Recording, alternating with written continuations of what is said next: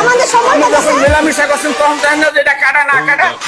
আমার মেয়ে হয়ে একটা হিন্দু ছেলের সাথে 12 দিন সংসার করছে, ইসলাম থেকে তো ওনাকে এটা শাস্তি দেওয়া উচিত।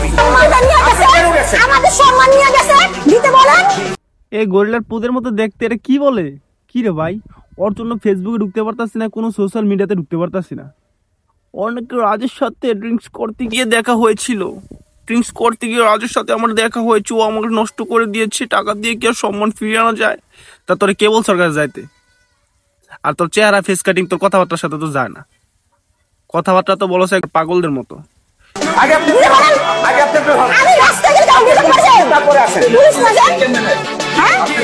এখন আমি হচ্ছে তোর জন্য একটা ভালো বা ওনার জন্য একটা ভালো অ্যাডভাইস হচ্ছে কিছু যদি যারা সোশ্যাল ওয়ার্কার যদি ওনাকে ধরে নিয়ে একটু আপনার মেন্টাল গাড়িতে ঢুকাই দিয়ে আসে, তাহলে যদি ওনার একটু ভালো। উনি তো বুঝতেছে না উনি কি বলতেছে, ওনার তো হচ্ছে কি করতেছে কি বলতেছে উনি নিজেই জানে না উনি কি বলতেছে কি করতেছে। ওনার জন্য এটাই সবচেয়ে ভালো হবে।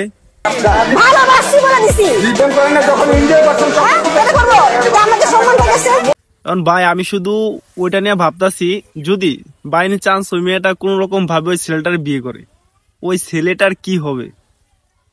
ওই ছেলেটার জীবন তো ভাই একদম তেনা তেনা ভাই, কান্না করতে করতে ওর চোখের জল শুকাই যাবে, তারপর ওর কষ্ট শেষ হবে না।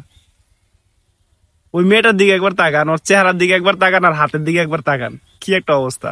মানে ভাই ওর তো একটা কমন সেন্স থাকা উচিত যে আমি মুখে মারতাছি একটু হাতেও মারি। মেকআপ ব্রাশ ট্রাশ রং টং করে তারপরে আসতেছে, হাতের কালার একরকম মুখের কালার একরকম, একদম গরিলার পুদের মতো। আমি আজকে তো আর বাঁচবো না, রাজ আমাকে শেষ করে নিয়েছে।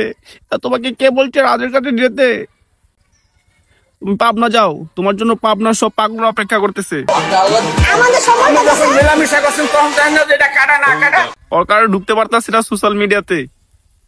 সামনে স্ক্রল আপ করলে ডাউন করলে আপ করলে ডাউন করলে একটা পাগলই বারবার আসতেছে ঘুরা ঘুরা। এই পাগলে সবাই আমাদের দরকার সচেতন নাগরিকদের আরে পাবনা নিয়ে ভর্তি করে আসা।